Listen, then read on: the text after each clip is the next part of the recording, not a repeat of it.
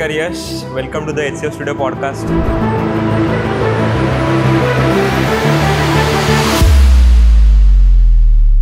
आपण जाऊया तुझ्या एक्सपर्टीजच्या क्षेत्राकडे, म्हणजे तुझे आत्ताही करतोस फॉरेक्स. मी बँकॉकमध्ये आहे. मी थाय बाथमध्ये पैसे कमवतो. मी ते इंडियामध्ये येऊन इंडियामध्ये खर्च करतो. आता मला काय फायदा होतो की मला 2 रुपयाचा जास्त फायदा होतो, कारण त्यांची करन्सी मोठी आहे आपल्यापेक्षा. सो ह्यालाच फॉरेक्स ट्रेडिंग म्हणतात, की इंडियामध्ये बसून बाहेरच्या करन्सीजमध्ये पैसे गुंतवणं आणि प्रॉफिट कमावणं. जसं आपण रिस्क फॅक्टरबद्दल आता बोललो की टॅक्सेशन वगैरे पण आहेत, त्यामुळे लोक जात नाहीत. पण ह्याच्यामध्ये खूप स्कॅमसुद्धा होत असते. कशा प्रकारचे स्कॅम असतात ह्याच्यामध्ये? आता मी तुम्हाला सांगतो, एंजल वन हे एकच ऑफिशियल प्लॅटफॉर्म आहे इंडियामध्ये, ज्यातून आपण फॉरेक्स ट्रेडिंगमध्ये पैसे गुंतवू शकतो. बट काही ट्रेडर्स किंवा काही फॉरेक्स ट्रेडर्स असं क्लेम करतात की आम्ही तुमचे पैसे घेणार, आम्ही स्वतः दुबई किंवा US मध्ये जाऊन ते पैसे गुंतवून तुम्हाला प्रॉफिट इंडियात आणून देणार. हा एक नॉर्मल स्कॅम आहे. आता ह्या टाईपचे जे स्कॅम्स थ्रू वाचायचे असतील तर पहिल्यांदा इंस्टाग्रामचे असे काही जे फॉरेक्स ट्रेडर्स आहेत त्यांना बघू नका. मला आजपर्यंतच्या नॉलेजप्रमाणे MLM किंवा अफिलिएट ही गोष्ट अशा पद्धतीनेच माहिती आहे की 21 दिन में पैसा डबल आणि 22व्या दिवशी BMW दारी आहे. तर हा टोरस स्कॅम जो होता तो पण एक प्रकारचा फॉरेक्स मार्केटिंग स्कॅम होता, ज्याच्यात त्याचं प्रमोशन फॉरेक्स ट्रेडर्सनीच केलेलं आहे. सो हा जो स्कॅम होता तो कम्प्लिटली त्याच्यात काही गव्हर्नमेंटचा पण हिस्सा आहे, गव्हर्नमेंट पण त्याच्यात सामील आहे, नाहीतर आतापर्यंत अटक झाली आहे.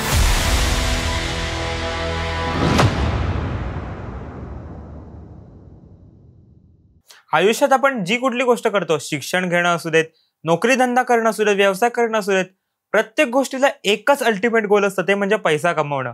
आणि पैशाने पैसा वाढवण्यासाठी खूप महत्वाची गोष्ट असते, ती म्हणजे इन्व्हेस्टमेंट्स. मग इन्व्हेस्टमेंट कशा कराव्या, का कराव्या, कशात कराव्या आणि इन्व्हेस्टमेंट केल्याने कमीत कमी तोटा आपल्याला कशा पद्धतीने होईल, या सगळ्या गोष्टींवरती आपण आपल्या आजच्या पॉडकास्टमध्ये चर्चा केली आहे. आपले आजचे गेस्ट यश सूर्यवंशी 16व्या वर्षापासून इन्व्हेस्टमेंट करत आहेत आणि आज थायलंड या देशामध्ये स्वतःची कंपनी आहे त्यांची. स्वतः पैसे कमवण्याबरोबरच माझ्यासोबत माझा मित्र किंवा माझ्यासोबत असलेला माणूस सुद्धा कसा पैसा कमवू शकतो या गोष्टींकडे त्यांचा कल असतो. तर नमस्कार, मी गंधर्व सोहनी. हलती चित्रे फिल्म्स प्रस्तुत द HCF स्टुडिओ पॉडकास्टच्या या भागामध्ये मी तुमचं स्वागत करतो.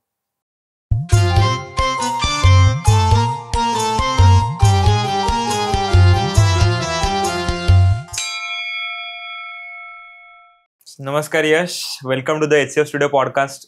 कसा आहेस तू? मी मस्त आहे. कालच पुण्यात आलो. थँक्स मला बोलवल्याबद्दल पहिल्यांदा. सो हां, मजा येते. हो, आपण तुझ्या ट्रेडिंग या विषयाकडे नक्कीच वळणार आहोत. फॉरेक्स, क्रिप्टो सगळ्या गोष्टींवरती चर्चा करणार आहोत. पण त्याआधी मला जाणून घेण्यात इंटरेस्ट आहे की नक्की यश सूर्यवंशी कोण आहे? बरोबर. सो मी चिपळूणात जन्मलो. माझं शिक्षण युनायटेड इंग्लिश स्कूल चिपळूणमध्ये झालं आहे. प्राथमिक शिक्षण, माध्यमिक शिक्षण सर्व तिथूनच झालं आहे. मी आर्टिफिशियल इंटेलिजन्स आणि AI इंजिनिअरिंगमध्ये BTech कॅलिफोर्निया युनिव्हर्सिटीमधून केलं आहे, US मधून. आणि मी BBA पण आहे JFK केनेडी युनिव्हर्सिटीमधून. सो हे माझे शिक्षण आहे. आणि हा एक मी फायनान्स फील्ड निवडलं, पण माझी कुठलीच डिग्री या फायनान्स फील्डमध्ये नाही असं तुम्हाला वाटतंय. बट मी कॉर्पोरेट फायनान्स केलेलं आहे, त्याचा डिप्लोमा केला आहे 10th नंतर. ओके. सो हां, मग या डिग्रीचा आणि तुम्ही जसं आता म्हणाला की फायनान्सचा आणि या डिग्रीचा जास्त संबंध नाहीये, बरोबर. मग कसं फायनान्सकडे वळलास? तर फायनान्सचं जे हे आहे लक्ष आहे माझं, ते खूप लहानपणापासूनच माझ्याकडे होतं. माझे आई बाबा एक गव्हर्नमेंट टीचर्स आहेत. सो बट त्यांचं तरीही ते बिझनेस बॅकग्राऊंडमधले होते. त्यांची आधीची फॅमिली किंवा माझे आजी आजोबा बिझनेसमधले होते. सो मला खूप लहानपणापासूनच आईबाबांनी प्रेरित केलं की तुला इन्व्हेस्टिंग किंवा फायनान्समध्ये तुझा हॉबी आहे. सो त्यांनी मला तिथेच वळवलं जवळजवळ. हा, त्यांच्या मनात होतं की एक कॉर्पोरेट जॉब करेल किंवा काय करेल, पण ते मी नाही केलं. बट हां, मी माझी स्टार्टिंग एक डोमेन फ्लिपिंग बिझनेसमधनं सुरू केली, ज्यात मी डोमेन खरेदी करायचो आणि ते विकायचो. त्याचा फायदा मला काय झाला की मी खूप कमी किमतीमध्ये डोमेन्स घेतले आणि 4 ते 5 वर्षांनंतर ते डोमेन्स खूप पैशांमध्ये विकले. सो मला ट्रेडिंगचा जो आधीचा पहिला जो पार्ट होता तो माझा कम्प्लीट झाला, कारण माझ्याकडे ऑलरेडी पैसे होते. कॅपिटल जे ट्रेडिंगसाठी सुरुवातीला साठवावं लागतं ते मला ऑलरेडी मिळालं. आता ते आई बाबांना माहिती होतं, कारण आई बाबांच्या अकाउंटमध्ये पैसे जायचे.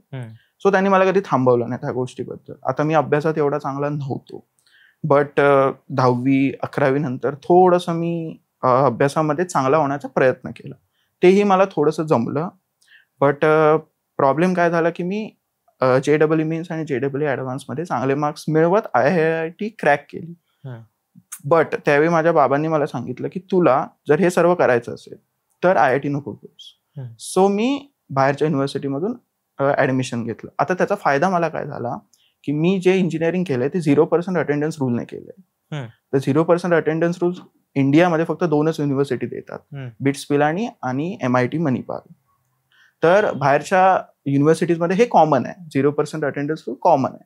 सो मला तो फायदा मिळाला आणि मी बिझनेसमध्ये फोकस करायला सुरुवात केली. ओके, मग बिझनेसमध्ये म्हणजे इन द सेन्स तू ट्रेडिंग किंवा इन्व्हेस्टमेंट या क्षेत्रामध्ये प्लस व्हेंचर्समध्ये. आता व्हेंचर्स होल्ड करणं, मी ॲसेट्स होल्ड करतो. आता एक कंपनी आहे, ABC कंपनी आहे, त्यांना जर पैसे हवे असतील तर मी त्यांचे ॲसेट्स काही होल्ड करून ठेवतो आणि त्यांना लोन देतो. सो त्या लोन देण्याच्या आधीचे म्हणजे खूप वर्षांआधी माझ्याकडे कॅपिटल डोमेन फ्लिपिंगमुळे तयार झाला. सो त्यानुसार मग मी थोडेसे पैसे अर्न करायला सुरुवात केली. म्हणजे फक्त ट्रेडिंग नव्हेच, व्हेंचर्स थ्रू पण मी ॲसेट होल्डिंग करायला सुरुवात केली. ओके, तर आपण जाऊयात तुझ्या एक्सपर्टीजच्या क्षेत्राकडे, म्हणजे तुझे आत्ताही करतोस फॉरेक्स. ऍक्च्युली फॉरेक्स आहे काय? तर फॉरेक्स मी तुम्हाला एक्झाम्पल देतो की आता तुम्ही इंडियन रुपीजमध्ये कमवताय. ओके, जर तुम्हाला US डॉलर्समध्ये कमवायचे असतील तर तुम्हाला काही प्रकारे इंडियन रुपीज जास्त द्यावे लागतात. सो जर मी डायरेक्ट US डॉलर्समध्ये कमवायला सुरुवात केली तर ते इंडियन रुपीजमध्ये खर्च करायला सोपे जातात.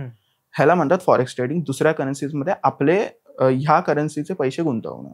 ओके, आता हे मी एकदम नॉर्मल पद्धतीने तुम्हाला सांगतो की आता मी बँकॉकमध्ये आहे, मी थाय बातमध्ये पैसे कमवतो. ओके, मी ते इंडियामध्ये येऊन इंडियामध्ये खर्च करतो. आता मला काय फायदा होतो की मला ₹2 जास्त फायदा होतो, कारण त्यांची करन्सी मोठी आहे आपल्यापेक्षा.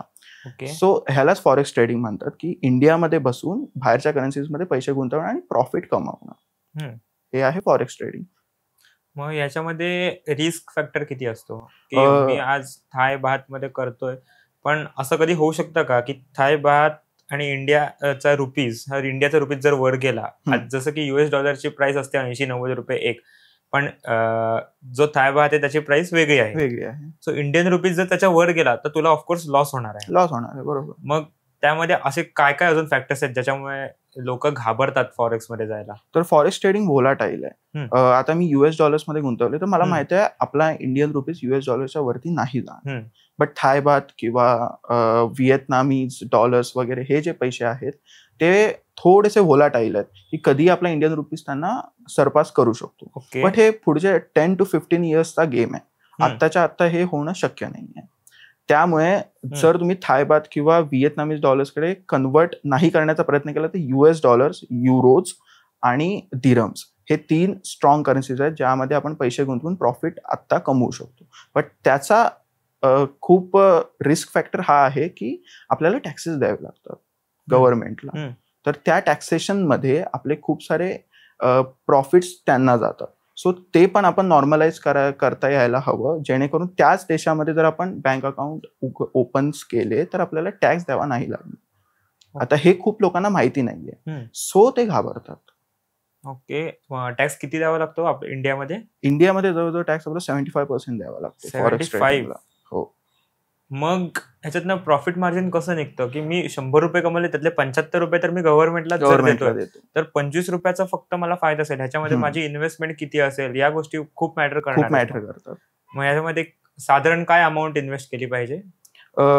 स्टार्टिंग ज्यावेळी तुम्ही स्टार्टिंग फॉरेक्स ट्रेडिंग मध्ये असाल तर तुम्ही डायरेक्ट फॉरेक्स ट्रेडिंग मध्ये नाही घुसणार. तुम्ही पहिल्यांदा कॅपिटल गेन करणार किंवा लोन घेणार किंवा इन्व्हेस्ट करणार आणि त्या इन्व्हेस्टिंगच्या किंवा म्युच्युअल फंडच्या प्रॉफिट मधून तुम्ही ते पैसे फॉरेक्स ट्रेडिंग मध्ये गुंतवणार. सो स्टार्टिंग पासून जर तुम्ही 20,000 to 50,000 इंडियन रुपीज मध्ये जर गुंतवायला सुरुवात केली तर ऍटलिस्ट तुम्ही स्टार्टिंग प्रॉफिट तरी कमवायला सुरुवात.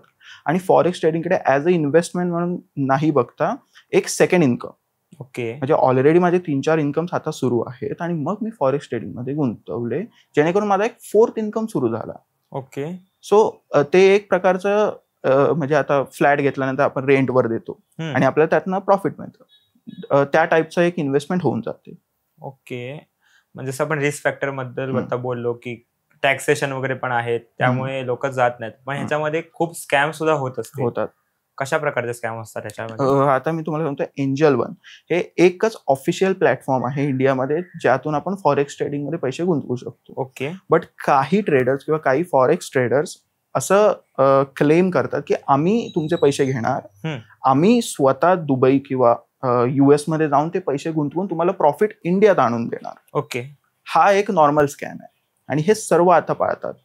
सर्व ट्रेडर्स तुम्ही जे इन्स्टावर किंवा युट्यूबवर बघाल ते हेच करतात. आता ते एक प्रकारची अशी लाईफ दाखवतात की फॉरेक्स ट्रेडिंग इज बेस्ट. आम्ही त्यातून म्हणजे ॲफिलिएट मार्केटिंग केली, सोशल नेटवर्किंग करून आम्ही मग नेटवर्क तयार केलं आणि मग त्यातून आम्ही फॉरेक्स ट्रेडिंग काढलं. ओके. त्यात 2 पॉइंट आहेत, ॲफिलिएट मार्केटिंग आणि तुम्ही दुसरा म्हटलात तो ॲफिलिएट मार्केटिंग आणि सोशल नेटवर्किंग. हा. 2 पॉइंट बद्दल मला सांगू शकता? ॲफिलिएट मार्केटर काय असतो की तो त्याचा आता मी एक कोर्स काढला, तुम्ही ॲफिलिएट मार्केटर आहात. ओके. मी तुम्हाला देणार तो की तुम्ही हा कोर्स आहे ना, तुम्ही हे करा, प्रमोट करा, तुम्ही कसाही प्रमोट करा, काहीही करा. मग त्यातून तुम्हाला कमिशन मिळतं आणि मला माझे कोर्सेस विकले जातात. आणि सोशल नेटवर्किंग म्हणजे की आता मी एक प्रकारचा एक नेटवर्किंग तयार केला, तर तुमचं नेटवर्किंग कसं आहे त्या टाईपचं एक नेटवर्किंग मी क्लेम करतो की माझ्याकडे आहे. ओके. की मी लोकांना जॉबला लावू शकेन किंवा लोकांकडून फॉरेक्स ट्रेडिंग थ्रू पैसे जास्त कमवून त्यांना प्रॉफिट देऊ शकतो. माझ्याकडे खूप लोक आहेत, खूप मोठी कनेक्शन्स आहेत, असे क्लेम करतात. तर ह्या दोघांच्या साह्याने हे स्कॅमर्स लोकांना आता फसवत चाललेत. आणि युथ, आपल्यासारखं जे युथ जे आता अडकलंय जॉब स्ट्रक्चरमध्ये किंवा पिरॅमिड स्कॅम्समध्ये. आता पिरॅमिड स्कॅम्स म्हणजे MLM स्कॅम्स. ओके. हे पण ॲज अ ॲफिलिएट मार्केटर थ्रूच हा स्कॅम घडवला जातो. आता ह्या टाईपचे जे स्कॅम्स थ्रू वाचायचे असतील तर पहिल्यांदा इंस्टाग्रामचे असे काही जे फॉरेक्स ट्रेडर्स आहेत त्यांना बघू नका. एक रिअल फॉरेक्स ट्रेडर कधीही सांगत नाही की मी कसे प्रॉफिट कमवलं. आता तुमच्याकडे पैसे आहेत, तुम्ही मला दिले, मी नाही सांगणार की मी ते पैसे कसे तुम्हाला वाढवून दिले, कुठल्या कंपनी थ्रू किंवा कुठल्या सोशल मार्केटिंग थ्रू मी नाही सांगणार. तुम्हाला तुमचे पैसे मिळाले, मला माझे कमिशन मिळालं, दॅट्स इट. बट ही लोक क्लेम करतात की आम्ही ह्यांना भेटू, आम्ही त्यांना भेटू, आम्ही जॉब देऊ, तुमचं पण आम्ही आयुष्य घडवू. तर असं नसतं. कुठलाही फॉरेक्स ट्रेडर इन्क्लुडिंग मी तुमचं खरं चाहणार नाही. तुमचं म्हणजे काय मी आता बोलू, तुम्ही जे हे करता, मी कुठे पैसे तुम्हाला देतोय ते कधी इन्व्हेस्ट केलं ते मला आउट कधीच करणार नाही. ओके. तुम्ही एक B2B कन्झ्युमर होऊन जाता. ओके. आम्ही इथे काय करतोय तुम्हाला नाही कळणार, फक्त तुम्हाला तुमचे पैसे वाढवून मिळणार. ओके. आता जे सगळे कॉर्पोरेटमध्ये काम करतात, जे मोठ्या पोस्टला काम करतात, ओके, ते अशा लोकांना देतात. तुम्हाला माहिती पण नसतं की ह्या बंद्याला तुम्ही दिलेत पैसे. ओके. तुम्हाला नाही कळणार ते कधीच, पण तुम्हाला तुमचे पैसे मिळणार. हेच कॉर्पोरेट लोक करतात आता. तर ह्या स्कॅम्स थ्रू वाचा आणि कोर्सेस वगैरे ते जे प्रमोट करतात त्यांना घेऊ नका. ओके. ऍक्च्युअली कोर्समध्ये काय शिकवतात मग ते? कोर्समध्ये ते आता इमान गाडजी अनस्क्रिप्टेड नावाचा एक बंदा आहे, तो फॉरेन ट्रेडर आहे. ओके. तो दुबईला असतो. तर त्याचे कोर्सेस आता हे लिगल आहे. ओके. हे इट्स नॉट इलिगल. हे तुम्ही करू शकता, गव्हर्नमेंटला काय प्रॉब्लेम नाही, कारण तुम्ही पैसे देताय without agreement, so it's legal. आता तो त्या कोर्समध्ये काय शिकवतो किंवा काय नाही ते आता त्या आपल्यावर अवलंबून आहे. पण तुम्ही आता कंप्लेंट केली किंवा काय केली तर नाही होणार काय, कारण ते लिगल आहे. ओके. आता मी पैसे दिले, आता तो बंदा आहे तो शिकवतो की मी सोशल नेटवर्क मार्केटिंग थ्रू 200 करोडची कंपनी उभी केली. ओके. त्याचं कुठेही ऑफिस नाहीये, कुठेही काही नाहीये. ओके. बट तो लिगल बंदा आहे, काही प्रॉब्लेम नाही. पण त्याने पैसे कुठनं कमावले? त्याची फ्लॅशी लाईफस्टाईल त्याने प्रमोट केल्यानंतर आपणच त्याला पैसे दिले. थ्रू त्याने असं क्लेम केलं की माझ्याकडे 200 करोडची प्रॉपर्टी आहे. BBC-वर नाही आलंय, NYC-वर नाही आलंय, कुठेही नाही आलंय. ओके. पण पैसे कसे कमवले त्याने? की आपण पैसे दिले, ते त्यांनी इन्व्हेस्ट केले. आता तो काय शिकवतो त्याच्यामध्ये? एक नॉर्मल मार्केटिंग कोर्स जो आपल्या सिम्बॉसिसमध्ये पण 80,000 शिकवला जातो. त्यासाठी काही लोकांनी, काही मुलांनी इंडियातल्या, महाराष्ट्रातल्या 13 लाख दिलेत एका कोर्ससाठी. तर ह्या थ्रू ते पैसे कमवतात. So it's easy for them की इंडियन ऑडियन्स कॅप्चर करणं. ओके. हे नाही होणार. हे US मध्ये, लंडनमध्ये मुलं नाही देणार पैसे. सो ते कुठलं मार्केट ॲक्वायर करतात? इंडिया. ओके. आता आपल्याला समजा आपल्याला कुठली रेंज रोवर दिसली, ओके, आपण लगेच फोटो काढायला जातो, आपल्या मनात येतं की आपल्याकडे हवी ही गाडी, बरोबर. आणि मग आपण इन्स्टावर जातो, आपल्याला तोच रील दिसतो, मग ऑफकोर्स आपण त्यांना पैसे देणार. सो ही एक प्रकारची सायकोलॉजी बिल्ड होते ओके. आणि मग आपण त्यात अडकतो. It's manipulation. ओके. आता हे त्यांना खूप माहिती असतं. दुबईमध्ये बसून ते इंडियन ऑडियन्सला मॅन्युप्युलेट इझिली करू शकतात. सायकोलॉजी, आणि आपण त्यात फसतो. आता काही ट्रेडर्स आहेत, मला तर नाही मान्य करत, पण काही ट्रेडर्स जे आहेत ते लिटरली तुम्हाला सांगतात की मी नाही करू शकणार, हे तुम्हाला ॲग्रीमेंट साईन करायला लागणार. आता नाही करू शकणार हे त्यांच्या डोक्यात बसतं, पण काही जे दुसरे ट्रेडर्स आहेत ना ते सांगतात की नाही, आम्ही तुम्हाला रिच बनवतो, असं ते क्लेम करतात. पण तसं नसतं. प्रत्येक ट्रेडर हा विचार करतो की मी स्वतः कधी श्रीमंत बनणार, इन्क्लुडिंग मी ऑल्सो. ओके, बट मी काय विचार करतो की माझ्यासोबत तुम्हीही व्हा. बट लोक आमच्याकडे येत नाहीत, लोक जातात त्यांच्याकडे. सो हा एक प्रकारचं मॅनिप्युलेशन चालतं. मला आजपर्यंतच्या नॉलेज प्रमाणे MLM किंवा अफिलिएट ही गोष्ट अशा पद्धतीनेच माहितीये की 21 दिन में पैसा डबल, आणि 22व्या दिवशी BMW घरी येणार. हे मी ऐकलेलं होतं, पण ऍक्च्युअल गोष्टी माहिती नव्हत्या. त्या खूप गोष्टी मला समजल्या. यानंतर आपण पुढच्या एका स्कॅम बद्दल बोलूया, टॉरेस कंपनी. त्याबद्दल तुम्ही काय सांगाल? टॉरेस कंपनी प्लॅटिनम हन कंपनीची एक ब्रँच होती, ज्यांनी पुणे, मुंबई सारख्या किंवा चेन्नई, बँगलोर, हैदराबाद सारख्या ठिकाणी टॉरसचा एक स्कॅम उभा केला. त्याला पोन्झी स्कॅम म्हणतात, PONZI स्कॅम. आता ह्याचं मिनिंग काय होतं की आपण कमोडिटीज मध्ये गुंतवायचे पैसे. Commodities means gold, silver, platinum. Okay, ह्याच्यामध्ये पैसे गुंतवायचे, आणि मग त्यानंतर त्यांनी क्लेम केलेलं की एवढा त्यांच्या पद्धतीने तुम्हाला इंटरेस्ट आणि पैसा मिळणार. तर त्यात त्यांनी काय क्लेम केलेलं, फ्लॅट, कार आणि double type of digital gold, जे तानिशमध्ये आपण गुंतवल्यानंतर डिजिटल गोल्डचे शेअर्स कसे मिळतात. ओके, सो त्यानुसार ते त्यांनी क्लेम केलेलं. 2 वर्ष झाली. आता लोकांना काय झालं की त्यांच्या महिन्याला जे इन्व्हेस्टमेंटचे पैसे येत होते ते बंद झाले. त्यानंतर कळलं की त्याचे जे फाउंडर होते, प्लॅटिनम हनचे जे फाउंडर होते, ते पळून गेलेत. आणि स्कॅम रजिस्टर झाला 300 करोडचा. त्याच्यामध्ये आपल्यासारख्या नॉर्मल लोकांनी पैसे गुंतवले. पुण्यात ह्याचा इफेक्ट जास्त झाला, कारण खूप लोकांनी पैसे गुंतवलेले पुण्यामध्ये. तर काय नाही झालं, कोणाला काही अटक नाही झाली किंवा काय नाही झाली, कारण ते दुसऱ्या देशात गेलेत. आता त्यांचे जे एम्प्लॉईज होते त्यांना अटक करून फायदा नाही, कारण त्यांना हे माहिती नव्हतं की काय झालं एक्झॅक्टली. तर हा टॉरस स्कॅम जो होता तो पण एक प्रकारचा फॉरेक्स मार्केटिंग स्कॅम होता, ज्याच्यात त्याचं प्रमोशन फॉरेक्स ट्रेडर्सनीच केलेलं. पण त्यांच्यावरही कुठलीही केस झाली नाही, कारण काय असतं, प्रमोशनला आपण पैसे देतो, ते प्रमोट करणार, संपला विषय. त्यांना काय माहिती की हा स्कॅम आहे. सो त्याच्यात त्यांचीही काय चुकी नव्हती. सो हा जो स्कॅम होता तो कम्प्लिटली, त्याच्यात काही गव्हर्नमेंटचा पण हिस्सा आहे, गव्हर्नमेंट पण त्याच्यात सामील आहे, नाहीतर आतापर्यंत अटक झाली असती. पण कोणालाच अटक नाही झाली. तो मॅटर दबवला गेला की काय झालं, पण तो पूर्ण आता मॅटर पूर्ण फिनिश्ड आहे. त्यांच्या प्रॉपर्टीज पण ज्या होत्या त्याही सील नाही झाल्या अजून.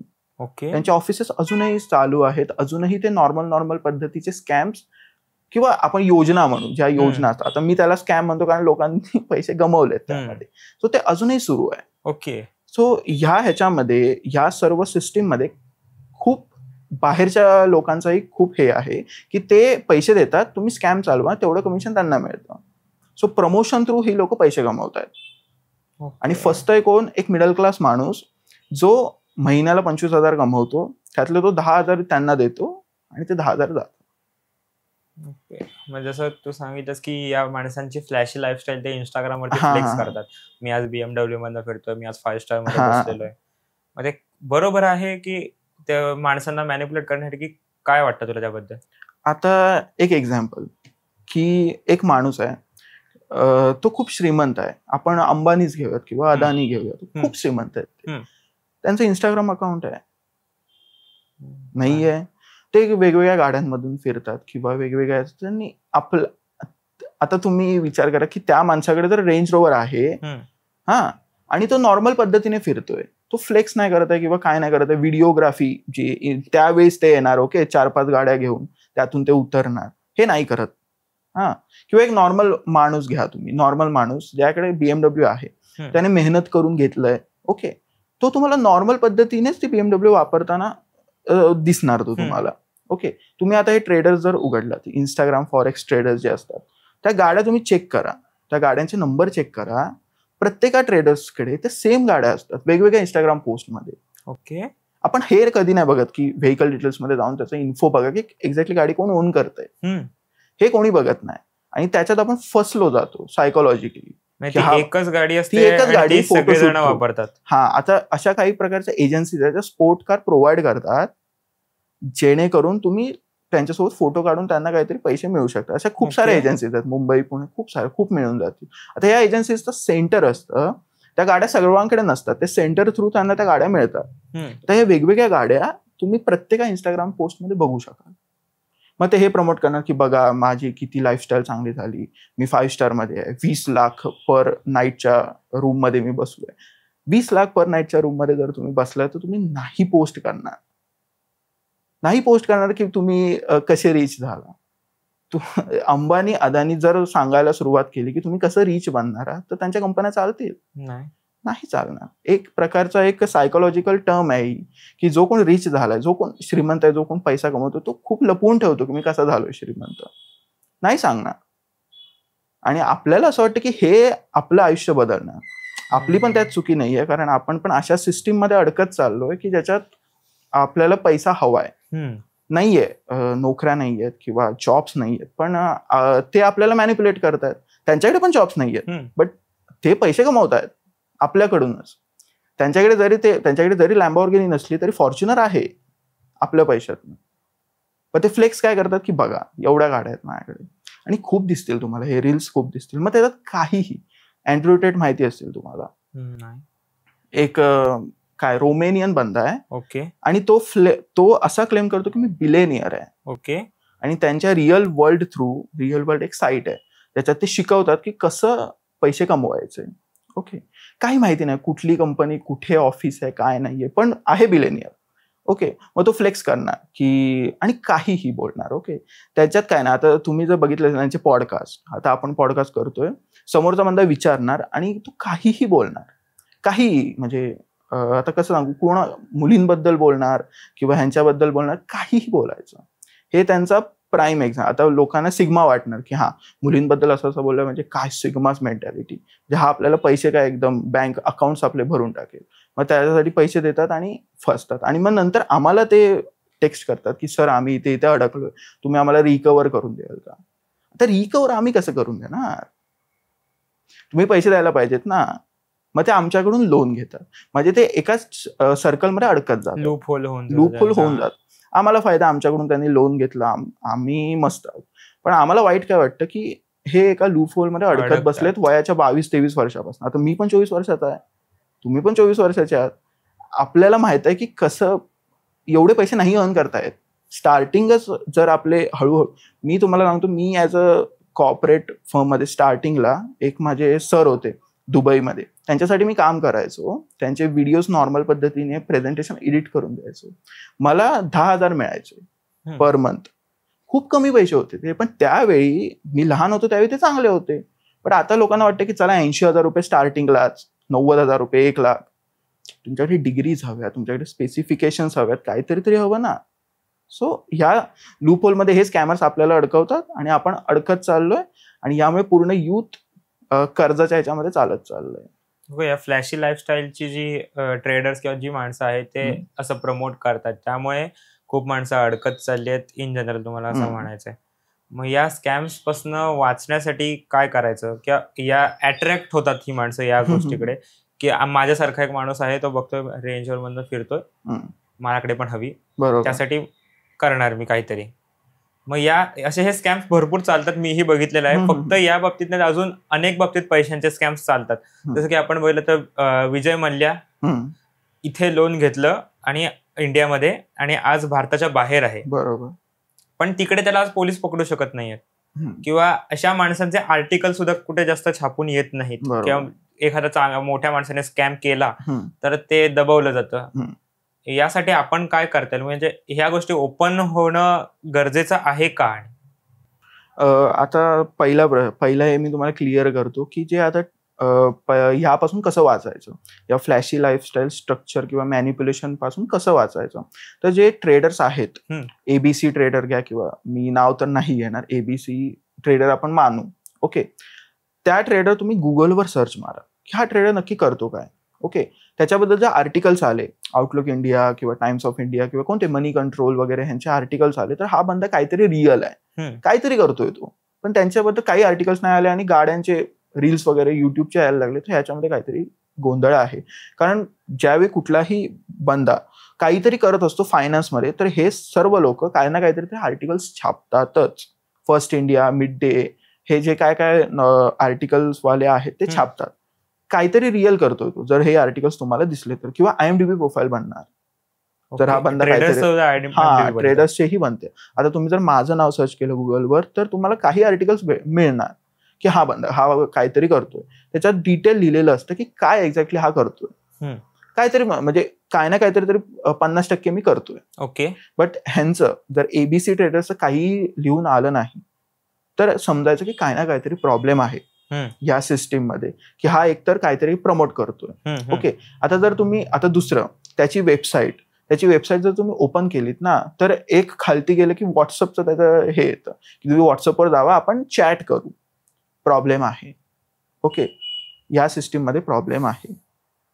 दुसरी गोष्ट, हे जे सर्व ट्रेडर्स आहेत त्यांची एक कम्युनिटी असते.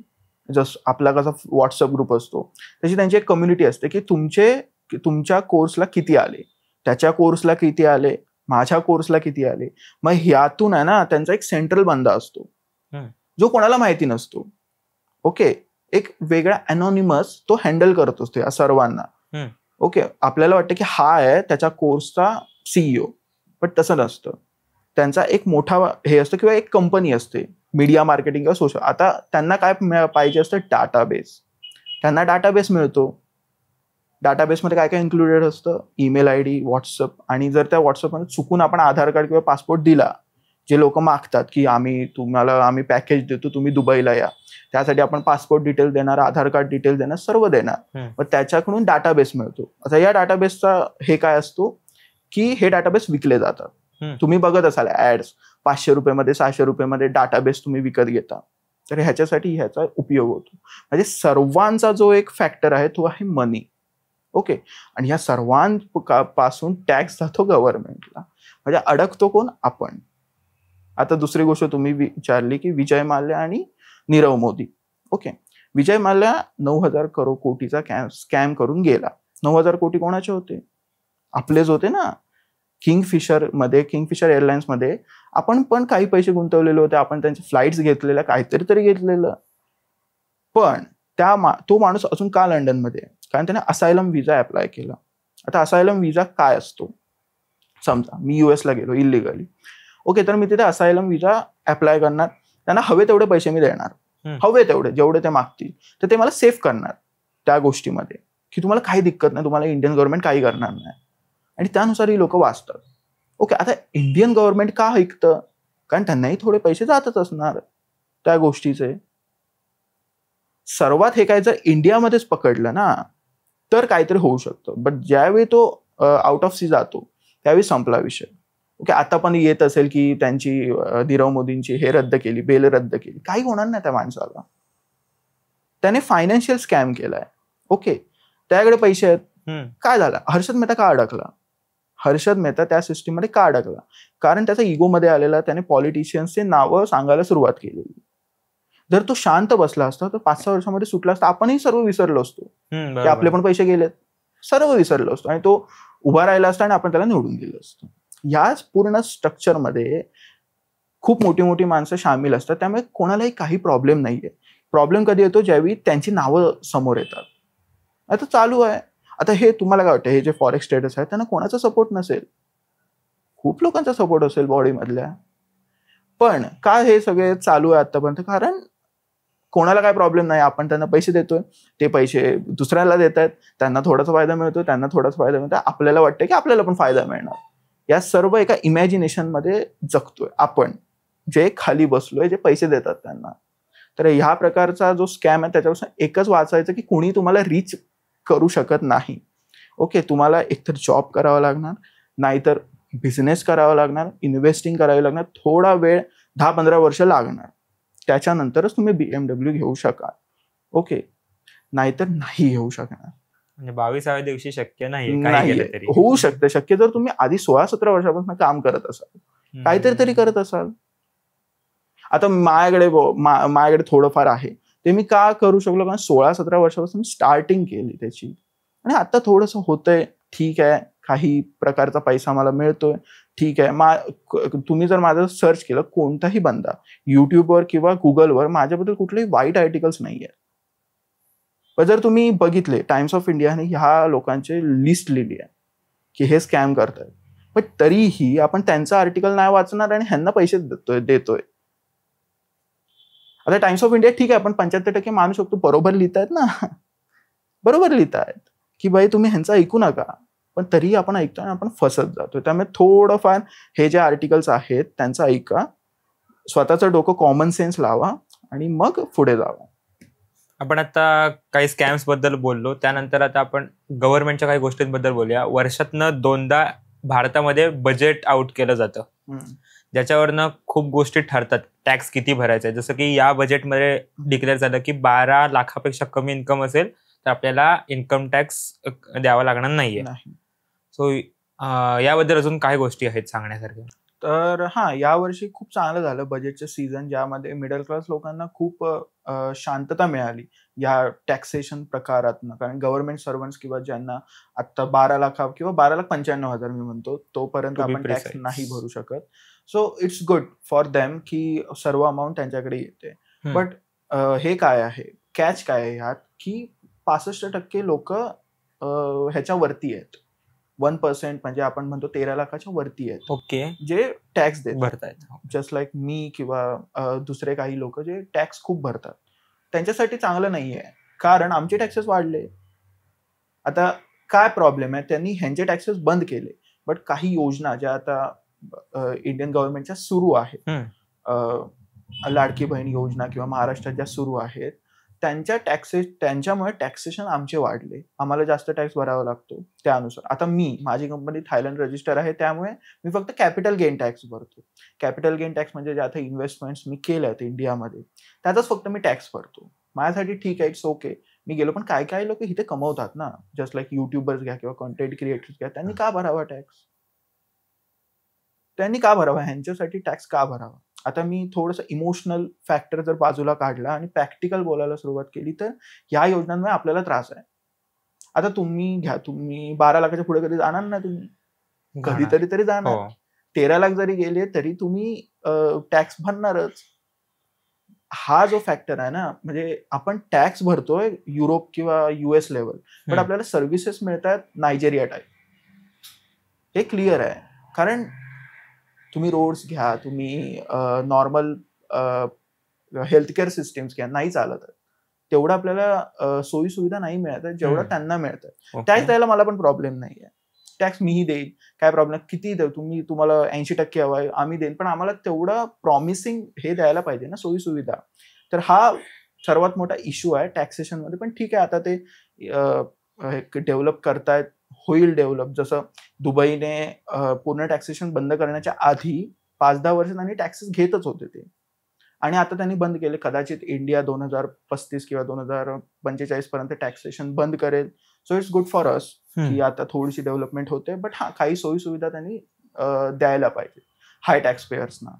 जसं की तुम्ही आता मेन्शन केलं की तुमची कंपनी थायलंड रजिस्टर्ड आहे, इंडिया मार्केट सोडून थायलंडमध्ये का केलं?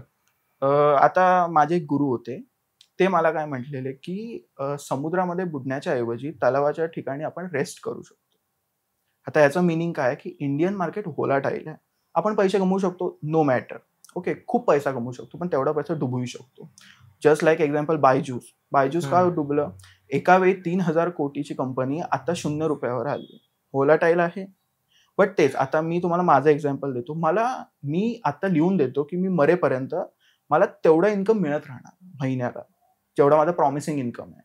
ओके, तो कधी कमी होणार नाही, कधी जास्त होणार नाही. जास्त होऊ शकतो, बट इंडिया टाईप जास्त नाही होऊ शकत. बट तो माझा पूर्ण बंद नाही होणार. सो त्यासाठी मी थायलंड मार्केट निवडलं किंवा कुठलंही मार्केट. आता US मार्केट पण एका लेवलला स्टेबलाइज झालंय. ठीक आहे, आपल्याला जास्त पैसे द्यावे लागतात, बट स्टेबलाइज्ड आहे. इंडियन मार्केट व्होलाटाईल, आपण कितीही पैसे त्यातून काढू शकतो, मी परत सांगतो. बट थायलंड मार्केट मध्ये कॉम्पिटिशन नाहीये. आता मी वेंचर्स चालवतो, माझ्यासाठी कॉम्पिटिशन एवढी नाहीये तिथे. बट मी जर इंडियामध्ये खोललं तर क्लायंट्स पर्स्पेक्टिव्ह बदलतात. ओके, मला त्यानुसार विचार करायला सुरुवात करावी लागणार. आता मी इंडियामध्ये कधी आलो, ज्यावेळी 2 वर्ष माझी बँकॉकला झालेली. सो थोडीफार ओळखी थ्रू मी कॉर्पोरेटमध्ये घुसलो. सो त्यानुसार मी क्लायंट्स अचीव्ह करू शकलो, पण मी स्टार्टिंग पासूनच क्लायंट्स अचीव्ह करू शकलो नसतो. मी परत सांगतो की Indian market is volatile. Okay, Asian market जे तुम्ही उचललेत ते सर्व होलाटाईल आहेत. ओके, आणि एक कॉम्पिटिटर्स आहेत, Reliance Industries, okay, SGS banks, या सर्वांनी आहे ना टोटली कव्हर करून ठेवलंय एशियन मार्केट्सना. जर आपण आता जस्ट अज्युम रिलायन्स मार्केटला काहीतरी झालं तर आपले जवळजवळ सर्व शेअर्स पडतात, कारण त्यांच्या इन्व्हेस्टमेंट जवळजवळ सर्व कंपनीजमध्ये आहेत. ओके, सेकंड एक्झाम्पल, आता अदानीचे शेअर्स पडलेले. ओके, हिडनबर्गने रिसर्च रिपोर्ट लिहिल्यानंतर विदिन 24 आवर्स का मार्केट्स पडले? सर्व मार्केट्स पडले. सेन्सेक्स कोसळला. फक्त एका कंपनी थ्रू नाही, त्यांची इन्व्हेस्टमेंट सर्व कंपनीजमध्ये आहेत. तर गव्हर्नमेंट आणि ह्या ज्या मोठ्या कंपनी कंट्रोल करतात. आता मी तुम्हाला एक एक्झाम्पल देतो. इलेक्शन्स होतात, इलेक्शनचे रिझल्ट लागल्यानंतर मार्केट्स पडतात. हे इंडियामध्येच होतं. ट्रम्प निवडून आले, आधी जो बिडन होते. ओके, जो बिडनच्या वेळी ही मार्केट तेवढंच होतं. ट्रम्प आले त्यावेळी मार्केट वाढलं. पडलं का? नाही. त्याचे पण सर्वात मेन मुद्दे होते, 3 ते 4 कंपन्या वाढल्या. बाकीचे सर्व मार्केट होलाटाईल नव्हतं. ते लिटरली क्लिअर होते की त्यांचे तेवढेच राहणार. ओके, आता त्यांनी तारीफ लावल्यानंतर ते आता कंट्रोल करण्याच्या पद्धतीत आहे, बट कंट्रोल नाही होणार. बट आपलं इंडियन मार्केट कंट्रोल्ड आहे, गव्हर्नमेंट, मोठ्या मोठ्या कंपनी. सो आपल्याला नेहमी त्यांच्याकडे लक्ष द्यावं लागतं की कुठलाही निर्णय झाला की मार्केट्स पडणार. लाडकी बहिणीचा योजनेचा निर्णय झाला, मार्केट्स पडले. पण तुम्ही एक विचार करा, मार्केट्स पडल्यानंतर 5-6 दिवसांनी वरती जायला पाहिजेत का 24 तासामध्ये वरती गेले? म्हणजे कोणतरी तरी आहे ना की जे अग्रेसिव्ह इन्व्हेस्टमेंट करताय. पडलं म्हणण्यापेक्षा पाडलं असं म्हटलं गेलं. आता ह्याच्यात फायदा काय असतो की गव्हर्नमेंटला पैसा मिळतो आणि इन्व्हेस्टर्सना पैसा मिळतो. आता मी बुल अँड बेअर, मी बेअर थ्रू पैसा कमवतो. म्हणजे मार्केट ज्यावेळी खालती जातं त्यावेळी मी पैसे कमवतो. ओके, मीही त्यातलाच आहे, मीही त्यातलाच कॅटेगरीतला आहे. पण मी सांगू का शकतोय हे, कारण माझा एवढा इन्कम नाही आहे इंडियन मार्केट्समध्ये. ओके, सो मी लिटरली तुम्हाला सांगू शकतो की हा, बेअर लोक पैसे कमवतात ज्यावेळी बुल्स पडतात. आणि आता 2014 पासून, मी नाव नाही घेत, 2014 पासून आतापर्यंत बेअर लोक सर्वात जास्त पैसे कमवत आहेत बुल्स पेक्षा. 2014च्या आधी बुल्स कमवत होते. आता ह्याच्यात फायदा काय की government is controlling stock market आणि कॉर्पोरेट लेवल टॅक्सेशन आणि पॉलिटिक्स सुरू आहे, आणि त्यामुळे आपण पिसले जातोय, बाकी काय नाही. ओके, सो आता तुम्ही म्हटलं स्टॉक मार्केट वगैरे, त्याच्याबद्दल आपण आता बोलूया थोडं की SIPs, स्टॉक मार्केट, शेअर्स, या गोष्टीमध्ये एक वेगळ्या प्रकारची गुंतवणूक असते. जसं की फॉरेक्स खूप वेगळी पद्धत. हा, सर याच्यामध्ये आता आपण इंट्राडे वगैरे चालतं, निफ्टी वगैरे चालतं, याबद्दल काय सांगशील? आता हे सर्व जे चालतं ना ते RSI थ्रू चालतं. RSI म्हणजे एक नॉर्मल माणूस ज्याने इन्व्हेस्टमेंट केली आहे, म्युच्युअल फंड मध्ये इन्व्हेस्टमेंट केली किंवा SIP मध्ये केली, तर तो RSI बघतो, रिलेटिव्ह स्ट्रेंथ इंडेक्स. ओके, त्यानुसार ते मार्केट बघतात. काय काय 70-30चं वेने करतात, काय काय 80-20च्या वेने करतात. 20% प्रॉफिट का? हा, आउटर साईडला. हा, तर एक प्रकारचं एक हे आहे. आता मी तुम्हाला सांगितलं टेक्निकल टर्म आहे, जेणेकरून ते बघतात ट्रेडर्स लोक त्यात. ओके, आता मी तुम्हाला सांगतो SIP म्युच्युअल फंड प्रॉफिटेबल आहेत की नाहीये. तर मी तुम्हाला एक एक्झाम्पल देतो. तुम्ही आता 23-24 वर्षाचे आहात. ओके, तुम्ही तुमचं इन्कम जर मी घेतलं 20,000, तुम्ही त्यातले 10,000 रुपये SIP मध्ये टाकत सुरुवात केली, आणि मग लोक क्लेम करतात की तुम्ही ज्यावेळी 50 वर्षाचे व्हाल, 55 वर्षाचे व्हाल, त्यावेळी तुम्हाला 1 ते 2 करोड मिळेल. Is it worth it? नाही, माझ्या मते. तुम्ही 22 ते 50 वर्षापर्यंत वेट करणार की मला कधी 1 करोड मिळणार. प्रॉफिटेबल आहे, बट किती लॉंग टर्मचा विचार करायला लागणार. रिस्क खेळा. रिस्क, आत्ता आपलं वय आहे 20 ते 30 मध्ये, तुम्ही कितीही रिस्क खेळा. ओके, SIP कधी करायची की आता समजा जस्ट अजून माझा 5 लाख रुपये इन्कम आहे महिन्याला, मी काही त्यातले 50,000 रुपये SIP मध्ये टाकत चाललो, माझ्या इन्कम मधनं जातात, मला काय माहिती नाहीये. ओके, आता नॉर्मली काय करावं की तुमचा 5 लाख इन्कम आहे. ओके, मी त्यातला 1 लाख रुपयातनं इन्व्हेस्ट करणार, मी त्याकडे बघणार पण नाही, माझ्याकडे नाही. गेले तर गेले, वाढले तर वाढले, मी बघणारच नाही. किंवा मी आता तुम्ही म्हणता SIP किंवा म्युच्युअल फंड, त्यामध्ये गुंतवणार. ओके, 1,00,000 मी तिथे गुंतवले, ते काय पडणार नाहीत पैसे, ते वाढत जाणार हळूहळू हळूहळू. मी त्याकडे बघणारच नाही. मी काय म्हणणार की माझा फक्त 4च लाख इन्कम आहे. ओके, 5 लाख नाहीये माझा इन्कम. ओके, झाला विषय मिटला. आता तुम्ही जे 4 लाख आहेत ते तुम्ही तुमच्या पद्धतीने युज करा. तुमच्या हेल्थ केअरला, तुमच्या बाकीच्या सगळ्या गोष्टींना तुम्ही ते युज करा. मग तुम्ही कम्प्लिटली विसरणार की 1 लाख आहेत माझ्याकडे. मग किती खूप वर्षांनी 10-15 वर्षांनी तुम्ही बघाल, एवढे माझ्याकडे पैसे आहेत, मी कुठेतरी इन्व्हेस्ट करू शकतो, कुठेतरी प्लॉट घेऊ शकतो. सो ह्या पद्धतीने आपण जर इन्व्हेस्टिंग करायला सुरुवात केली तर ठीक. आता ज्यावेळी तुमचा इन्कम लो आहे, तुम्ही रिस्क फॅक्टर खेळा, मर्यादेतला रिस्क खेळा. की आता समजा 20,000 आहे, तुम्ही 5,000चा रिस्क खेळू शकता. त्या पद्धतीने तुम्ही हे. पण आत्ताच जर तुम्ही म्युच्युअल फंड किंवा SIP वगैरे करायला सुरुवात केलीत ना, मी प्रॅक्टिकली बोलतोय. ओके, लोक खूप बोलतील की नाही, पण प्रॅक्टिकली इट्स नॉट पॉसिबल की तुम्ही 50 वर्षापर्यंत थांबू शकाल. त्याच्या आधीच मेलात तर तुम्ही गेले ना पैसे. मग ते पैसे कोणाला मिळणार? तुमच्या मुलांना किंवा तुमच्या काय फायदा? तुम्ही युज केलेत का ते पैसे?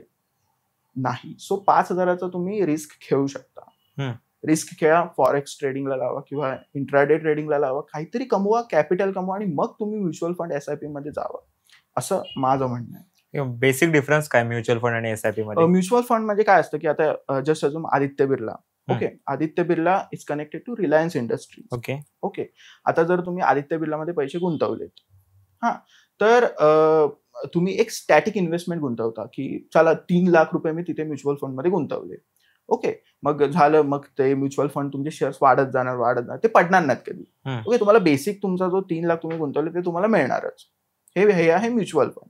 SIP काय असतं की तुमच्या सॅलरीतनं पैसे जातात. ओके, 5,000, 10,000, 15,000 जसे तुम्ही बोलाल, मग त्यानुसार ते इन्व्हेस्ट होत PF सारखं, PF टाईप. म्हणजे ते पैसे PF स्कीम्स थ्रूच युज केले जातात की आतापासून तुम्ही प्रॉव्हिडंट फंडचा स्कीम आहे ती, तुमच्या ह्याच्यातनं SIP कट होत जाणार. ओके, कॅनरा, रिबोको किंवा ह्या कंपनीचे प्रोव्हाइड करतात. ओके, मग 10,000 कट होणार, 15,000 कट होणार, पण कॅपिटल गेन टॅक्स तुम्हाला भरावाच लागणार त्याच्यावर. ज्यावेळी तुमचं टॅक्सेशन फाईल होणार ऍट द एंड, त्या इन्व्हेस्टमेंटवर तुम्हाला टॅक्स द्यावा लागणार. असं नाही की टॅक्स द्यावा नाही लागणार. ओके, बट नॉर्मल म्हणजे इंट्राडे ट्रेडिंग किंवा ह्याच्यातनं जर तुम्ही पैसे कमवलात तर तेवढा पैसा तुम्हाला द्यावा लागणार नाही. त्याचे टॅक्सेशन रेट कमी आहेत म्युच्युअल फंड किंवा SIP पेक्षा. ओके, सो तुम्ही ठरवा की काय. मी असं नाही बोलत की करू नका, बट तुमच्याकडे जर मेजर इन्कम आहे, तुम्हाला आता समजा जॉब लागला कुठेतरी कॉर्पोरेटवाला, ओके, तुम्हाला 35-36 लाख रुपये पॅकेज आहे इयरली, तर तुम्ही म्युच्युअल फंड करू शकता. ओके, बट तुम्ही आता एक कंटेंट क्रिएटर आहे, तुम्ही स्टार्टिंग स्टेजेसला, किंवा माझ्यासारखा एक माणूस जो फायनान्स कन्सल्टंट आहे, मी क्लायंट शोधतोय, माझा इन्कम स्टेबल नाही आहे ना, मग मी कसं म्युच्युअल फंडमध्ये लावू? आता समजा मला एका वेळी 50,000 मिळाले महिन्याला, पण एका वेळी मला 10,000च मिळाले, मग माझं पूर्ण इन्कम गेला. मी कुठे रेंटला देणार पैसे, कुठे हे करायला देणार पैसे? तुम्ही पहिल्यांदा बघा की तुमचा हे इक्वल आहे का, की तेवढे पैसे तुम्हाला मिळत आहेत का, आणि मग तुम्ही म्युच्युअल फंडकडे जावा. नाही तर तोपर्यंत थोडंसं रिस्क खेळा. रिस्क शिवाय आपण पैसे नाही कमवू शकत कुठल्याही फील्डमध्ये. ओके, आता आपण बोललो शेअर्स किंवा स्टॉक किंवा SIP, म्युच्युअल फंड, फॉरेक्स, ह्या काही पद्धती झाल्या इन्व्हेस्टमेंटच्या. अजून एक इन्व्हेस्टमेंटची पद्धत आहे ते रिअल इस्टेट. बरोबर. आपण एखादं घर घेतलं, फ्लॅट घेतली, लँड काही घेतलं आणि ते नंतर विकलं जास्त किमतीला, किंवा बिल्डर्स वगैरे एखादी जमीन किंवा एखादी बिल्डिंग घेतात, रिडेव्हलपमेंटला टाकतात, बरोबर, आणि त्याच्यामधनं सुद्धा ते कमवतात. ह्याच्यामध्ये सुद्धा रिस्क आहे का, आणि प्रॉफिट कसा मिळतो, किती मिळतो साधारण? आता रिअल इस्टेट हा फॅक्टर घेतला की खूप लोक म्हणतात की पैसे आले ना तरी घर घेऊ नका. खूप म्हणतात, खूप तुम्हाला दिसतील की रेंटवर राहावा, काय प्रॉब्लेम नाही, काय दिक्कत आहे तुम्हाला, काही गरज नाही घराची. तर हे सर्व त्यांच्याकडे आहेत ना, 2 प्रॉपर्टीज असतातच. हे जे बोलतात ना की घेऊ नका घर, ज्यावेळी तुमच्याकडे पैसा येईल, ज्यावेळी तुम्ही एक लेवल कम्प्लीट कराल, घर घ्या. कारण asset is the most important thing. तुमच्याकडे काहीच नसलं ना, तुम्ही एकदम झिरो झालात. ओके, आता माझ्याकडे जेवढा पैसा आहे तो कंपनीच्या ऍसेट्स थ्रू आहे, पर्सनल ऍसेट्स थ्रू नाही आहे. पण माझ्याकडे पर्सनल ऍसेट्स पण आहेत. जर माझी कंपनी उद्या समजा आत्ता पडली, ओके, झिरो झाली कंपनीची व्हॅल्यू, माझ्याकडे घर आहे, मी ते विकून पैसे नाही का कमवू शकत? पण आपल्याकडे ज्यावेळी पैसा येईल त्यावेळी asset is the most important thing. तुमच्या नावाने एकतरी घर पाहिजे. असं नाही की आईबाबाचं घर तुमच्या नावाने येईल, स्वतःचं पाहिजे. स्वतःचं एक तरी घर पाहिजे, छोटं का होईना. घर घेतल्यानंतर मग घर किंवा कमर्शियल प्रॉपर्टी, ओके, म्हणजे आता तुमच्याकडे पैसा आला, तुमच्याकडे ऑलरेडी घर आहे, ओके, आईबाबांचं घर आहे, तुम्ही राहताय, चांगलं आहे. तुम्ही कमर्शियल प्रॉपर्टी घेतली, ती रेंटवर दिली, तुमचा एक इन्कम तयार होईल. ठीक आहे, तुमच्याकडे पैसा नाही राहणार, जो पैसा तुम्ही गुंतवला. पण 25 लाखाची तुम्ही प्रॉपर्टी घेतली, पण तुम्हाला हे तरी आहे की महिन्याला तुम्हाला तेवढे पैसे मिळणारच. बरोबर. ओके, पण असं करू नका की 25 लाख ते बाकीचे म्हणतात की रेंटवर घ्या, ओके, आणि ते 25 लाख तुम्ही वापरा. काय फायदा? 25 लाख वापरलेत तुम्ही वेगवेगळ्या कारणांसाठी, तुम्ही हॉलिडेला गेला, तुम्ही बाकीच्या गोष्टींमध्ये वापरलेत किंवा तुम्ही तुमच्या पर्सनल एक्सपेन्सेसला वापरले, ते गेले ना पैसे. बरोबर. तुम्ही काही वेळ पर्सनल एक्सपेन्सेस स्टॉप करून तुम्ही ह्यामध्ये इन्व्हेस्टमेंट केली, तर काही वर्षानंतर तुम्ही एन्जॉय करू शकता त्या पैशांना. हे माझं म्हणणं आहे की आता समजा मी ओके 2020-21ला माझ्याकडे थोडेफार पैसे होते, मी मुंबईत घर घेतलं, ओके, त्यानंतर मी चिपळूणमध्ये घर घेतलं, ते मी रेंटवर दिलं. ओके, त्या रेंट थ्रू पण मला पैसे येत गेले. मी कम्प्लिटली थांबलो पैसे माझ्या पर्सनल एक्सपेन्सेस मध्ये खर्च करायला. मी मग कमर्शियल प्रॉपर्टीज घेतल्या, त्या रेंटवर दिल्या. 2025 मध्ये मी 24 वर्षाचा आहे, ओके, माझ्याकडे प्रॉपर्टीज आहेत, मला रेंट येतोय. सो माझा आता टोटली इन्कम थांबला. चला, बँकॉकचा माझा टोटली इन्कम थांबला, इंडियात इन्कम सुरू आहे. कॅपिटल गेन टॅक्स भरतोय मी. कशावर भरतोय? या इन्कमवर भरतोय. आता मी नाही सांगू शकत की माझा इन्कम किती आहे, पण रेंट थ्रू किंवा ह्याच्या थ्रू माझ्याकडे खूप पैसे येत आहेत. सो माझ्याकडे एक स्टेबल इन्कम झालाय आणि तो इन्कम मधून मी माझ्या फॅमिलीला किंवा माझ्या फ्युचर फॅमिलीला सपोर्ट करू शकतो. सो मी आता काही माझ्या पर्सनल एक्सपेन्सेसवर पैसे घालवू शकतो. सो ही जर फायनान्शियल प्लॅनिंग आपण करत गेलो ना लहानपणापासून, तर आपण काही ना काहीतरी तरी अचीव करू शकतो. आता मी लहानपणापासून जो पैसा कमवला ते माझे बाबा FD मध्ये टाकायचे, फिक्स डिपॉझिटमध्ये. मला काहीच माहित नव्हतं. ते बाबा मला बोलायचे, आता तुला पैसे कशाला हवेत? मी पण म्हणालो की ठीक आहे, मला आता काय गरज नाहीये. ते इन्व्हेस्ट करत करत गेले आणि ज्यावेळी त्यांनी मला दाखवलं, ही बघ तुझी फिक्स डिपॉझिट, त्यावेळी मीच उडलो की एवढे पैसे. सो माझा पूर्ण तो मॅटर कम्प्लीट झाला. पण आता समज मी ते उडवत गेलो असतो किंवा काही जे शॉर्ट आपल्या लहानपणी जे होतं ते मी करत गेलो असतो, तर माझ्याकडे आता काय असते? किंवा त्यावेळी ज्यावेळी मला गरज होती खरी पैशांची, त्यावेळी काहीच नसतं माझ्याकडे. बरोबर. कारण त्यावेळी पण 60-70 हजार गंधर्व खूप होतात टू सपोर्ट. ओके, 10वीला होतो मी, 10वीच्या नंतर 60-70 हजार माझ्याकडे आहेत. ओके, खूप होतात. मग त्यानुसार मला कळत गेलं. म्हणजे आई बाबांनी मला पहिल्यांदा सांगितलं की इन्व्हेस्टमेंट काय असते. आणि आता 2025ला लोक बोलत असतील की मी आता करत सुटतोय, घेत सुटतोय. का घेत सुटतोय? कारण मी आधी इन्व्हेस्ट केलेले पैसे. सो आता माझ्याकडे तेवढा हे आहे की मी माझ्या पर्सनल एक्सपेन्सेसला पैसे खरेदी करू शकतो किंवा देऊ शकतो. सो ह्या गोष्टी फायनान्शियल प्लॅनिंगने प्रूव्ह होतात की लहानपणापासून आपण जर फायनान्शियल प्लॅनिंग करत गेलो तर आपलं फ्युचर सिक्युअर होतं. तुम्ही काही करत असाल, एक कॉन्टेंट क्रिएटर असाल किंवा नॉर्मल फायनान्स कन्सल्टंट असाल किंवा जॉब करत असाल. ओके, मग जस्ट शॉर्ट मध्ये सांग की रिअल इस्टेटमध्ये मी एखादा फ्लॅट किंवा एखादी प्रॉपर्टी घेतली आणि ती बी भाड्याने रेंटवर दिली एका माणसाला, त्याच्यामध्ये जास्त प्रॉफिट आहे की मी ती विकण्यात जास्त प्रॉफिट आहे? आता जर तुला पैशांची गरज लागली, ओके, की आता काहीतरी तुझ्या लाईफमध्ये मेजर इश्यू आला की हेल्थ केअर मध्ये प्रॉब्लेम आला किंवा काही प्रॉब्लेम आला, तर ते विकून तुला जास्त पैसा मिळणार ऑफकोर्स. कारण आता समज तू 20 लाखाला आपल्या चिपळूणमध्येच घे, 15 लाखाची प्रॉपर्टी, ओके, ती आता 3-4 वर्षांनी 35 लाखाला झाली आहे. सो तेवढा तर इन्व्हेस्टमेंट आपलं वाढली.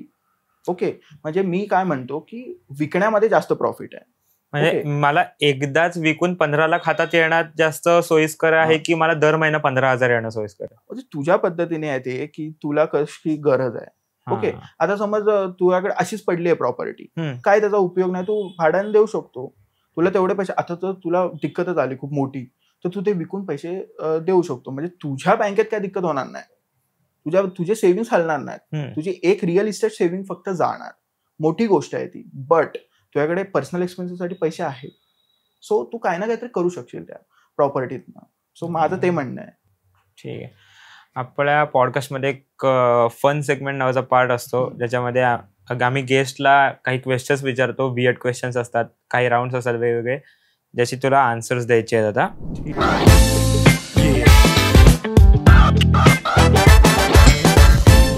त्याच्यातला पहिला पार्ट आहे वियर्ड क्वेश्चन्स. पहिला प्रश्न आहे, जर USD आणि INR कपल असते तर त्यांचं रिलेशन कसं चाललं असतं?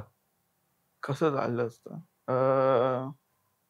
काय झालं म्हणतात, 6 महिन्यात डिवोर्स असतो त्यांचा. कळलं? 6 महिन्यात डिवोर्स होते. ओके, त्या कपल्सना.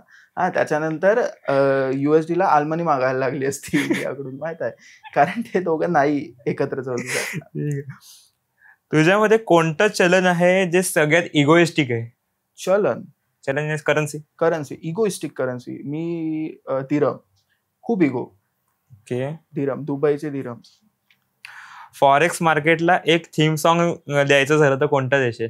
फॉरेक्स थीम सॉन्ग ते होणार असून मी या घरची बघितली. का? ओके, का म्हणजे काय माहित आहे की त्या सिरियलचा तुला कन्सेप्ट माहित आहे, त्यात ती एक मुलगी त्या ह्याच्यात जाते, त्यात एकच मुलगा असतो. ओके, म्हणजे जसं आपण आता समजा मी इंडियात आहे, इंडियन रुपीज कसे नाचतं सर्वांसमोर, तर त्या टाईपचं मी म्हणतोय होणार असून मी या घरची. ओके. जर करन्सी ही एक पर्सनॅलिटी असती तर तिचा बेस्ट फ्रेंड आणि विलन कोण असतं? ओके, तर बेस्ट फ्रेंड मी म्हणतो की आपले हे काय त्याला युरोज. ओके, ते बेस्ट फ्रेंड आहे. मेन करन्सी आपण इंडिया घेतली. आणि विलन आहे USD. USD मुळे आपलं हलतं सर्वात जास्त इफेक्ट होतो. आता बघ ना, 86 रुपये 90 रुपयावर आले आपली इंडियन रुपीज. का मेन विलन आहे ते. Okay, next question. Forex market जास्त अनप्रेडिक्टेबल वाटतं की तुझं कॉलेजचं लव्ह लाईफ? कॉलेजचं लव्ह लाईफ. ओके, नंतर रॅपिड फायर कडे आपण. स्टॉप लॉस की emotional loss? Stop loss. USD की तुझं गावचं चलन? USD. Okay. Trading view open की WhatsApp web open? Trading view open WhatsApp.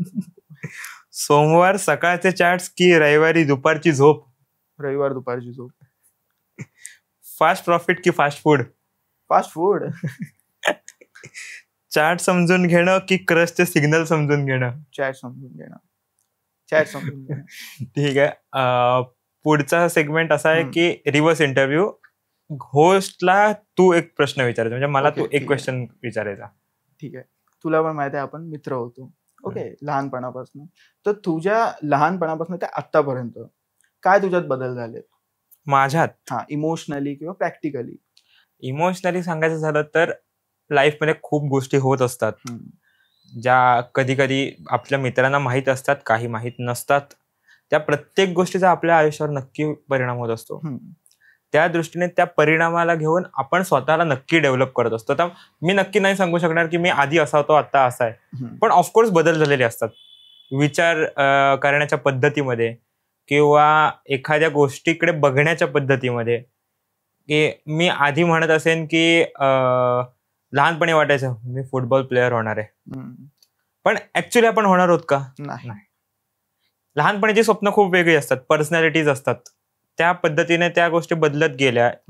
ठीक आहे, बदल नक्की झालेत माझ्यामध्ये. मी आधी वेगळा होतो, आज मी करिअर किंवा या गोष्टीचा ऍक्च्युली सिरियसली विचार करतो की मला इन्व्हेस्टमेंट या गोष्टीपर्यंत मी अजून पोहोचलेलो नाहीये, कारण त्या लेवलचं कॅपिटल माझ्या हातात आज नसणार नाहीये.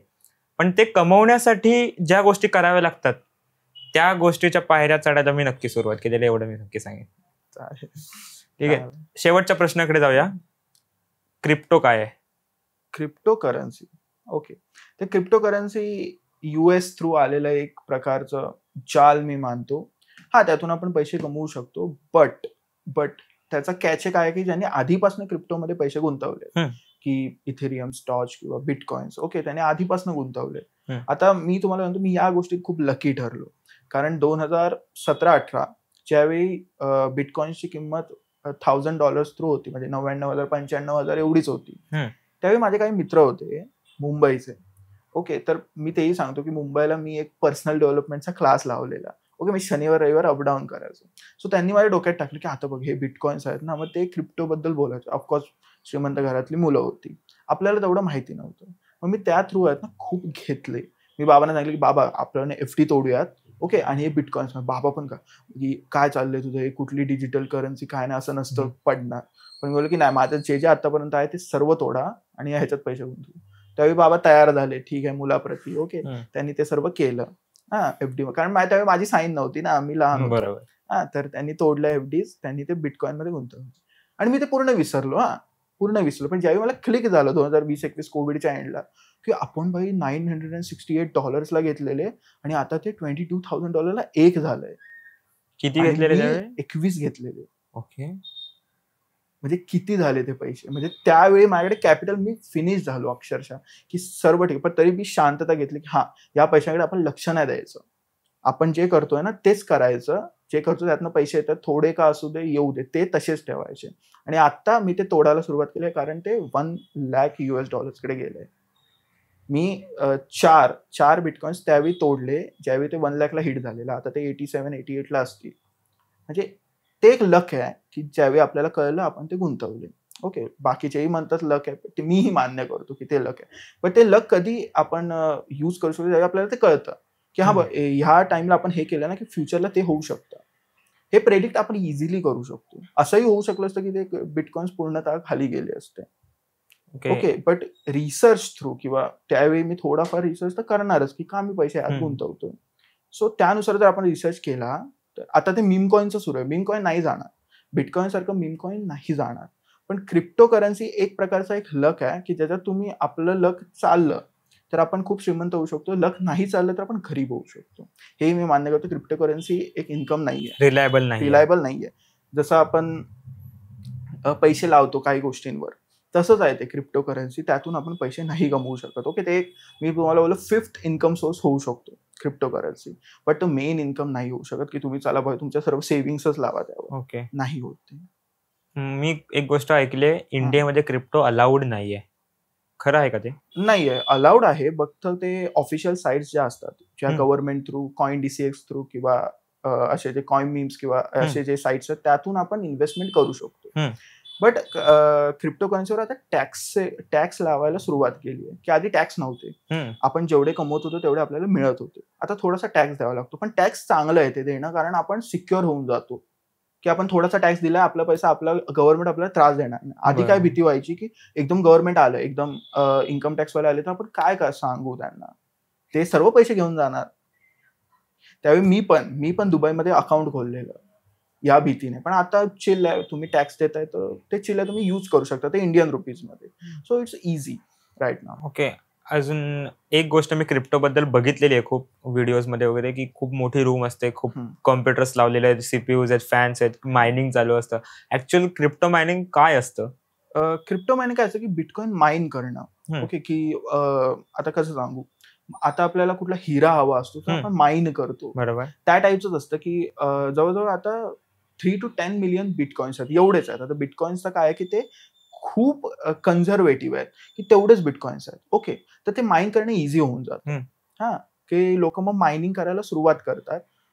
प्रॉफिटेबल ते कधी होतं की इंडियामध्ये ते प्रॉफिटेबल नाहीये. बिटकॉइन मायनिंग इंडियामध्ये प्रॉफिटेबल नाहीये. जे लोक बोलतात की इट्स प्रॉफिटेबल, तुम्हाला 80-90 किंवा 3-4 लाख रुपये पर मंथ मिळतील, इट्स इम्पॉसिबल. लाईटीचं बिलच तेवढं येतं. ऑफकोर्स ना, एवढे जर तुम्ही सीपीयूज लावलेत, जीपीयूज लावलेत फॉर मायनिंग, तर तुम्हाला येणारच बिल 20-30 हजार. मी स्वतः मायनिंग करतो, पण मी कुठे करतो? मी इंडोनेशियाला करतो, थायलंडला करतो. ओके, त्यातून मला मोजून मी तुम्हाला इझिली सांगतो 4 ते 5 लाख रुपये मिळतात पर मंथ. हे खूप कमी आहेत, कारण मी तेवढं बिलच भरतो. 4-5 लाख रुपयामध्ये बिल कितीचं भरतो मी? 80-90 हजार. ठीक आहे, प्रॉफिटमध्ये आहे, पण आता माझ्यासाठी ते खूप कमी आहे. कारण माझ्याकडे दुसरे इन्व्हेस्टमेंट्स आहेत ना, की मी ते करू शकतो इझिली. पण बिटकॉइन मायनिंग स्टार्टिंग एजला नाही आहे चांगलं.